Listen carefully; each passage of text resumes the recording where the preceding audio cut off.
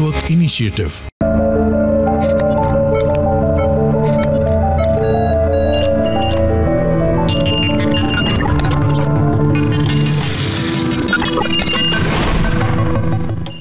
नमस्कार, माझा डॉक्टर कार्यक्रमात मी डॉक्टर महेश चिटणीस सर्व प्रेक्षकांचं मनपूर्वक स्वागत करतोय.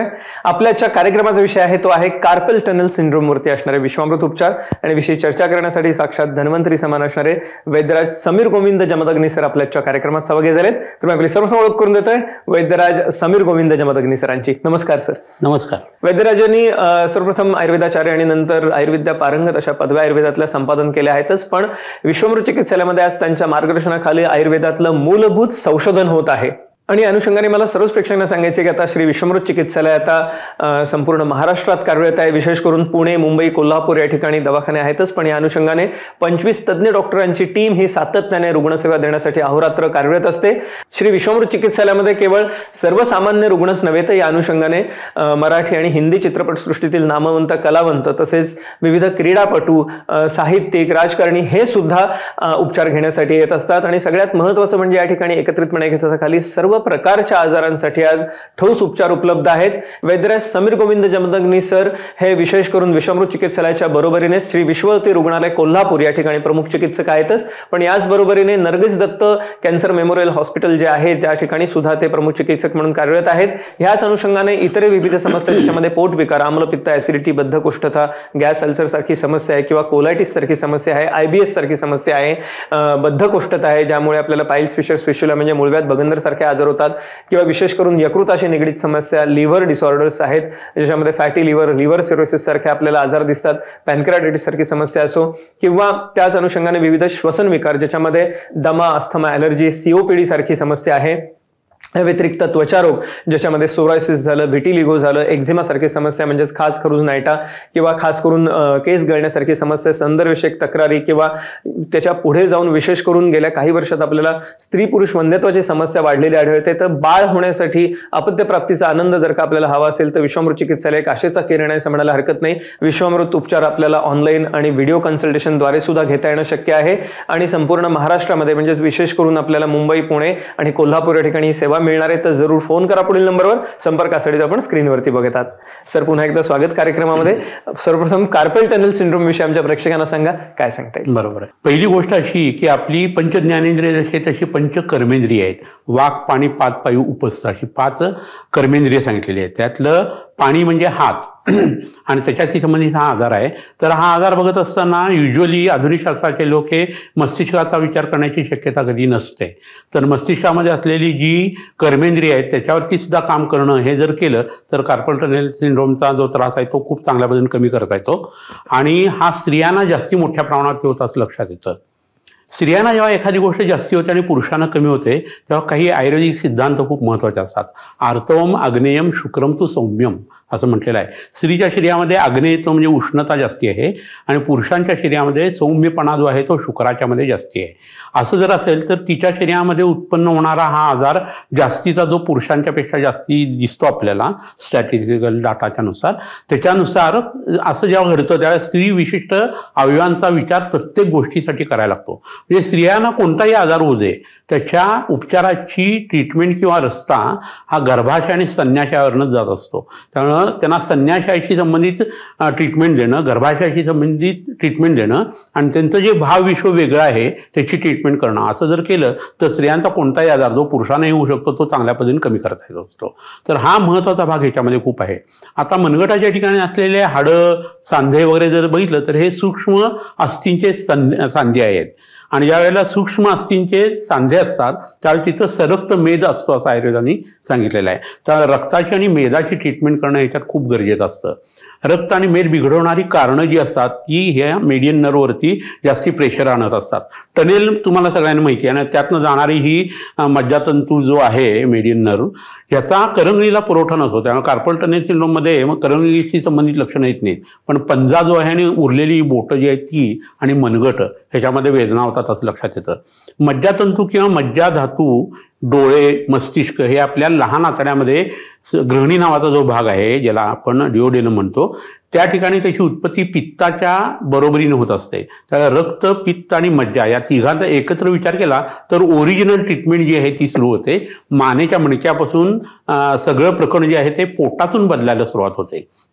हा आयुर्वेदाचा भाग खूप महत्त्वाचा आहे. आता ते टनेल तयार होत असताना त्याचं रूफ कशाने तयार झालेलं आहे, आजूबाजूच्या गोष्टी कशाने तयार झाल्या हे जर बघितलं तर तिथले लिगामेंट्स असू देत, टेंडॉन्स असू देत किंवा मसल्स असू देत, मसलची एंडिंग असू देत, या सगळ्यात या बरसा असू दे, या सगळ्या गोष्टींना सूज जर यायला लागली, इन्फ्लेमेशन व्हायला लागलं, मार लागायला लागला तर ह्या आजाराची उत्पत्ती होत असते. तर ह्या सगळ्या रचनाही तेवढ्याच महत्त्वाच्या आहेत जेवढी ती मीडियन नर्व महत्त्वाची आहे.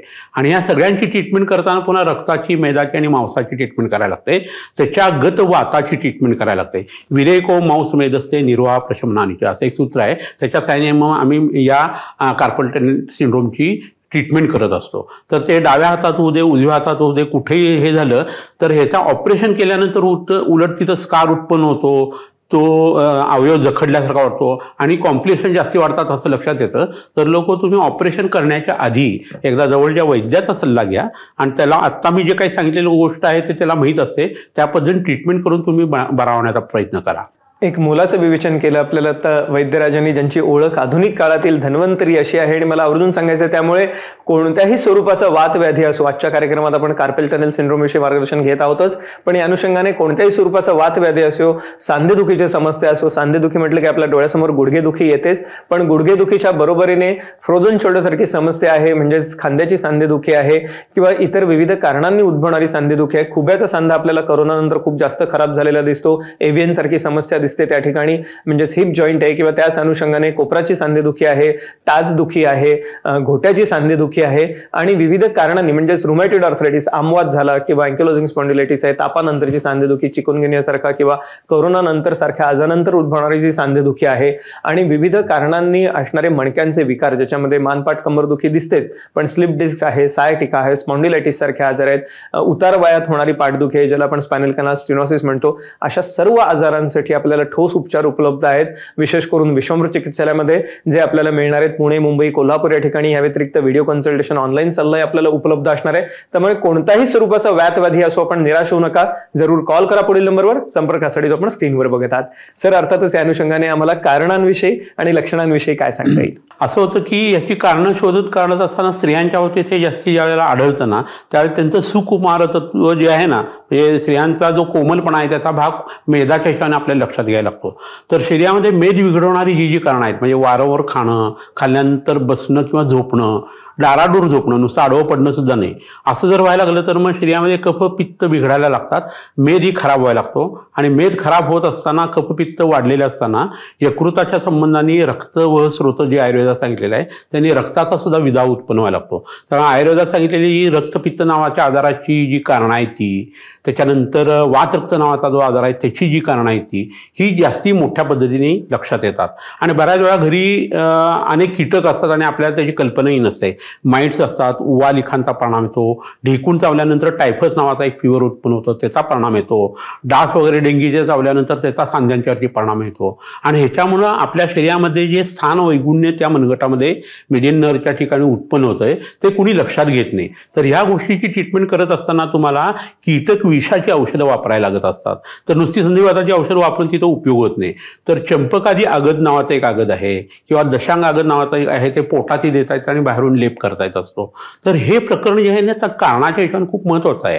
आपण बघत असताना कारणं कशी बघतो, पक्कड हातात घेतलेली आहे, त्यांनी चुकीच्या पद्धतीने स्क्रू आवळलेला आहे किंवा हातावरती खूप मोठ्या प्रमाणावरती लोड आलेला आहे किंवा त्या ठिकाणी आघात झालेला आहे, अशा पद्धतीने आपण लक्षात घेतो. पण शरीरामध्ये RA फॅक्टर पॉझिटिव्ह असताना सुद्धा बऱ्याच जणांना कार्पल टनेल सिंड्रोमचा त्रास होतो आणि बऱ्याचशा वेळेला ह्याच्यात अनुवंशिकता आढळून येते. लक्षणांच्या बाबतीत जर म्हटलं तर कार्पल टनेल सिंड्रोमची लक्षणं ही आपल्या करंगळीमध्ये कधीही नसतात आणि पंजाला किंवा हाताला आणि बोटांना वेदना मनगटामध्ये वेदना येणं, सुन्नपणा येणं किंवा मुंग्या येणं आणि कोणती वस्तू उचलताना खूप वेदना होणं, हे लक्षण त्याच्यात प्राधान्याने येतं.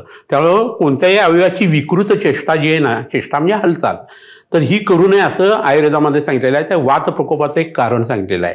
तर प्रत्येक गोष्टीला एक काहीतरी सेन्स असतो आणि त्या पद्धतीने जायचं असतं. आता अंगाला तेल लावायचं आहे, तर उलट्या पद्धतीने तेल लावलं तर बरं वाटतं. पण नियम कसा आहे, अंगाची केस ज्या पद्धतीने आहे त्या केसांच्या दिशेने म्हणजे अनुलोम पद्धतीने तेल लावलं जायला पाहिजे, तर हृदयाचा भार कमी होणार आहे आणि हृदयाला विश्रांती मिळणार आहे. तर ह्या गोष्टी आयुर्वेद खूप लक्षात घेतो महत्त्वाच्या, आणि त्या पद्धतीने तुमचं खाणं पिणं वागणं आणि विहार होणं गरजेचं आहे. तर एखादी गोष्ट करताना त्याचं ओरिएंटेशन कसं पाहिजे, हालचाल कशी पाहिजे, ह्याच्यानुसार आपल्या शरीरातल्या वात दोषाचा प्रकोप होणं किंवा न होणं या गोष्टी घडत असतात.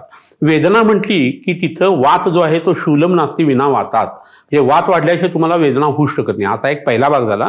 आणि दुसरं म्हणजे रक्त तुमचं विदग्ध झालं आणि खराब झालं शरीरातलं, जे 5.5 लिटरपर्यंत तुमच्या शरीरात आहे, आणि तुमच्या खाण्यापिण्या वागण्याच्या सवयीने किंवा व्यसनाने तुम्ही जर ते बिघडवलेलं असेल तर शरीरात कुठेही कोणत्याही अवयवामध्ये रक्त हा उपादान कारण असतंच, त्याचा घटक असतो आणि त्या अवयवाची वेदना तुम्हाला व्हायला लागते.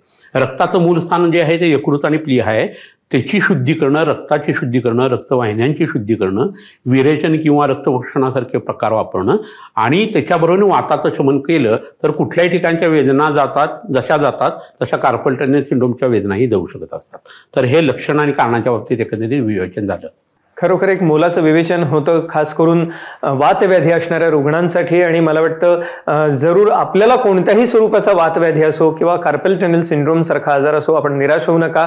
आपल्याला सर्व प्रकारच्या सांधेदुखीसाठी आणि मणक्यांचे विकारांसाठी, ज्याच्यामध्ये मानपाट कंबरदुखी आहे, आपल्याला ठोस उपचार उपलब्ध आहेत. विशेष करून विश्वामृत चिकित्सालयामध्ये सांधेदुखी म्हटलं की गुडघेदुखी आहेच, पण त्या अनुषंगाने असणारे विविध प्रकारची इतर सांधेदुखी, फ्रोझन शोल्डर आहे, खुब्याची सांधेदुखी, हिप जॉईंट आहे, एव्हियन सारखा आजार आहे, किंवा विविध कारणांनी उद्भवणारी सांधेदुखी, आमवात आहे म्हणजे रुमॅटॉइड आर्थरायटिस, अँकिलोजिंग स्पॉन्डिलायटिस, करोना, चिकनगुन्यानंतरची सांधेदुखी, किंवा मणक्यांच्या विकारांमध्ये विशेष करून आपल्याला स्लिप डिस्क, सायटिका किंवा मार लागल्यामुळे असणारी एकंदरीतच सांधेदुखी किंवा पाठदुखी, मानदुखी आहे, आणि विशेष करून स्पॉन्डिलायटिस सारखा आजार आहे. तर ह्यासाठी ठोस उपचार आपल्याला मिळणार आहेत विश्वामृत चिकित्सालयामध्ये. तर जरूर ह्या उपचारांचा लाभ घेण्यासाठी कॉल करा पुढील नंबरवर, संपर्कासाठी जो आपण स्क्रीनवरती बघतात. उपचारांविषयी जेव्हा आपण बोलत आहोत तर काय काय उपचार दिले जाऊ शकतात, काय सांगता येईल? आता मी उपचारांच्या बाबतीत याचा विचार करूया. आपण कसं होतं की गृध्रसेवात म्हणजे सायाटिकाचं पेन जसं आहे, विश्वाचे अवभाऊ म्हणजे खांद्यातनं हात जो आहे तो दुखणं, कोपरापर्यंत दुखणं, कोपरापासून पुढे दुखणं, याला विश्वाचे आणि अवभाऊकाचे आजार सांगितलेले आहेत, आणि त्या मानेच्या मज्जातंतूंच्या संबंधाने सांगितलेले आहेत. तसंच हे प्रकरण जे आहे त्याचा एंड प्रॉडक्ट जो आहे पुढचा, तो म्हणजे हे कार्पल टनेल सिंड्रोमचं प्रकरण आहे. आणि ह्याच्यामध्ये मी मगाशी सांगितलं तसं मज्जातंतू, रक्तवाहिन्या, मेदधातू, ग्रहणी नावाचा अवयव, मोठा खडं, रक्त, यकृत, ह्याच्यावरती ट्रीटमेंट करणं हे खूप गरजेचं असतं. तर त्याच्यासाठी जी ट्रीटमेंट आहे त्याच्यामध्ये विरेचन म्हणजे जुलाबाचं औषध देणं हे खूप महत्त्वाचं आहे. खांद्यापासून वरती जो भाग आहे त्याला ऊर्ध्वजत्रोत भाग जो म्हटलेला आहे, तिथं कोणताही वाताचा आजार झाला की नाकामध्ये औषधं टाकणं हे महत्त्वाचं असतं, आणि त्याला नस्य असं म्हणतात. तर बृहण नस्य जी आहेत ती वापरणं गरजेचं आहे.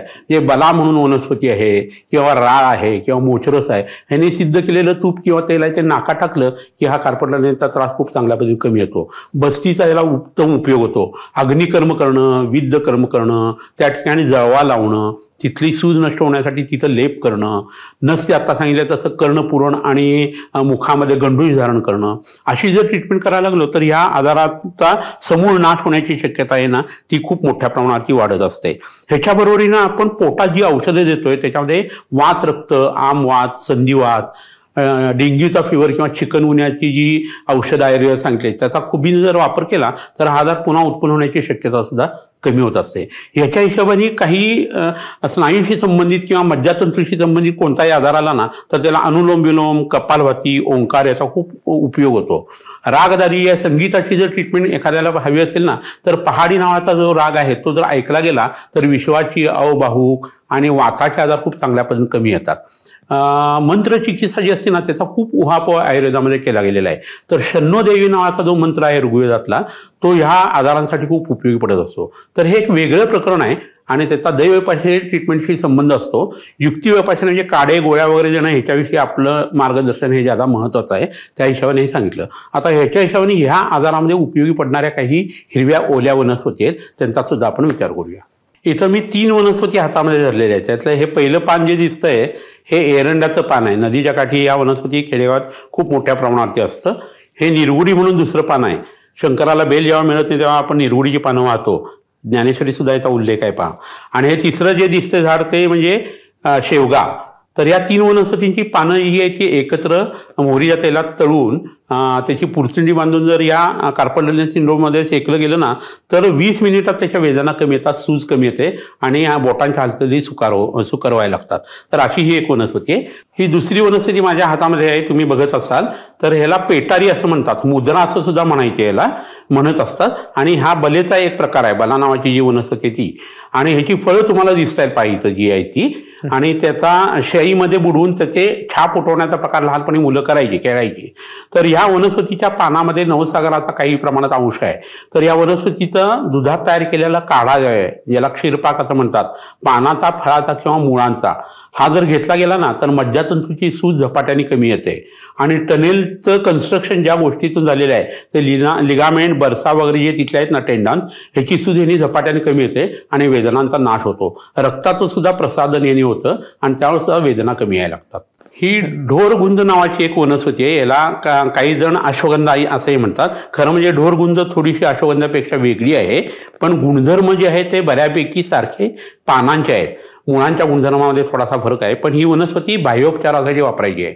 ह्या ढोरगुंजेचं मूळ जे आहे ते उगाळून जर आपण या कार्पल सिंड्रोमच्या लोकांना मानेवरती लेप घातला आणि त्याच्याबरोबरीनं जर मनगटावरती त्याचा लेप घातला तर त्याचा ओढा बसून नंतर तिथल्या वेदना अस्ते अस्ते कमी येतात असं लक्षात येतं. ह्याच्याबरोबर पोटामध्ये कढीपत्ता नावाची जी वनस्पती आपण ज्या कढीपत्ता मसाल्याचा वापरतो ते पोटात जर जास्ती प्रमाणात खाल्लं गेलं तर मानेशी संबंधित वेदना, हाताशी संबंधित आणि कोपराशी संबंधित वेदना आणि मणिबंध संधी म्हणजे आपल्या मनगटातल्या ज्या वेदना आहेत त्या झपाट्याने कमी येतात असं लक्षात येतं. तर या वनस्पती तुम्ही जरूर वापरून बघा. घरच्या घरी या वापरता येतात किंवा वैद्याच्या जवळच्या वैद्याच्या सल्ल्याने सुद्धा तुम्ही या वापरू शकाल. ह्याच्यामध्ये या पाण्यामध्ये या आत दिसतात त्याला जलौका असं म्हणतात आणि धन्वंतरीच्या उजव्या हातात तिला स्थान आहे. शंखम, चक्रम, जलौका जे आहे ती म्हणजे ही जळवा. तर हिच्या शरीरामध्ये दोन्ही सेक्स एकत्र असतात. हार्मॅफ्रोडिट आहे हा, आर्थरोनसारखा, की स्त्री आणि पुरुष दोन्ही लिंग हिच्यात एकत्र असतात. तर ही हे जे प्रकरण आहे ते वेदना जिथं होतात त्या ठिकाणी जर ही जळू लावली गेली तर दूषित रक्त ती शोषून घेते आणि रक्तामुळे जर वेदना उत्पन्न होत असतील, सुजेमुळे होत असेल, इन्फ्लमेशनमुळे जर होत असेल तर ह्याचा 1 स्क्वेअर फूट एरियामध्ये याचा परिणाम येतो आणि वेदना झपाट्याने कमी यायला लागतात. तर हे प्रकरण जे आहे ते आम्ही संधिवातासाठी, आमवातासाठी, कार्पल टनल सिंड्रोमसाठी, सायाटिकासाठी खूप मोठ्या प्रमाणात वापरत असतो. तर ज्या रक्तदोष उत्पन्न झालेला असेल, मेद खराब झालेला असेल आणि वेदना असतील त्यावेळी या जळवांचा वापर केला तर त्यात खूप चांगला परिणाम आपल्याला दिसून येतो. एक मुलाचा सल्ला दिला आपल्याला आता वैद्यराजांनी, ज्यांची ओळख आधुनिक काळातील धन्वंतरी आहे. विश्वमृत चिकित्सालयामध्ये आपल्याला कोणत्याही स्वरूपाचा आजार असो आज ठोस उपचार उपलब्ध आहेत, ज्याच्यामध्ये आयुर्वेदाच्या सिद्धांतांवरती आधारित इको मेडिसिन आहे, त्याच अनुषंगाने स्टेमसेल थेरपी आहे, ह्या अनुषंगाने आपल्याला पुढे पंचकर्मासारखे उपचार आहेत, विशेष करून अग्निकर्म आहे किंवा विशेष उपक्रम आहेत ज्याच्यामध्ये जलौका चरणासारखे आहेत. सो ह्या सर्व उपचारांनी आपण कोणत्याही स्वरूपाचा आजार असो त्याच्यावरती आपण मात करू शकता.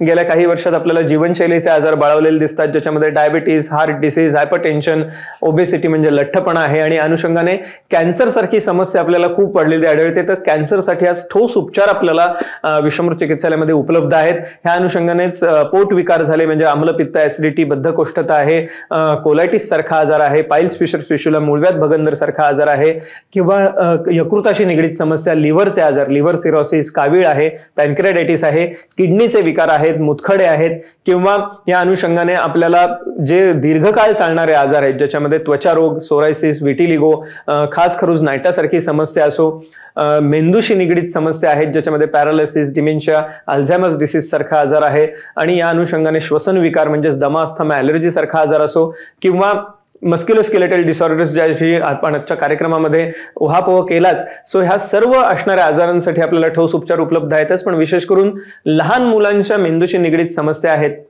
ज्याच्यामध्ये गतिमंदता, मतिमंदता आपल्याला दिसते, मेंटल रिटार्डेशन सारखा आजार आहे किंवा autism, cerebral palsy, Mongol child सारखी समस्या दिसते. सो ह्यासाठी सुद्धा ठोस उपचार असणार आहेत. मुलांची शारीरिक बौद्धिक क्षमता वाढवण्यासाठी विशेष उपक्रम आज विश्वमृत चिकित्सालयामध्ये आहेतच, पण या अनुषंगाने मुलांची उंची वाढवण्यासाठी आपल्याला ठोस उपचार मिळणार आहेत. त्यामुळे ज्या मुलांना उंची वाढवायची आहे त्यासाठी मला वाटतं एक विशेष उपक्रम विश्वमृत चिकित्सालयामध्ये आहे, ज्याचा जरूर लाभ घ्या. आणि ह्या सर्व उपचारांचा लाभ घेण्यासाठी आपल्याला काय करायचंय, फक्त एक कॉल करायचा आहे पुढील नंबरवर. संपर्कासाठी जो आपण स्क्रीनवरती नंबर बघत आहात विश्वमृत चिकित्सालयाचा हेल्पलाईन नंबर आहे.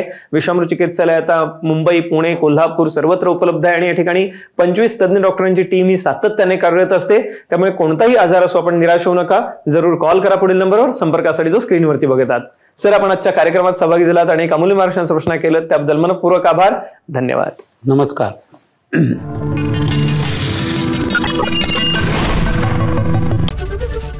एबीपी माझा, उघडा डोळे बघा नीट.